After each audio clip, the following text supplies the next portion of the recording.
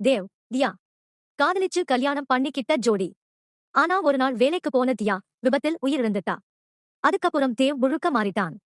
யாரிடமும் பேச மாட்டான். தனியாதான் வாழ்ந்தான். ஆனா ஒரு விசித்திரம். தினமும் மாலை வீட்டோட வாசல்ல நனைந்த காலடி சுவடு மட்டும் தோன்றும். முதல்ல தேவ் அதை கவனிக்கல. ஆனா அது தினமும் வர ஆரம்பிச்சது. ஒரு நாள் டக் டக் கதவு தட்டுற சத்தம். தேவ் கதவை திறந்தான். அடுத்த நொடி அவன் உடம்பே உறைஞ்சிடுச்சு. வாசல்ல நின்னது தியா. அதே சிரிப்பு, அதே டிரெஸ். ஆனா அவளோட கண்களில் உயிரே இல்லை. நான் உன்னை விட்டு போக முடியல தேவ், அவ சொன்னா. தேவ் பயந்தான். ஆனா மனசில் அவளை வெளியே நிற்க வைக்கல. அவளை உள்ளே அழைத்தான்.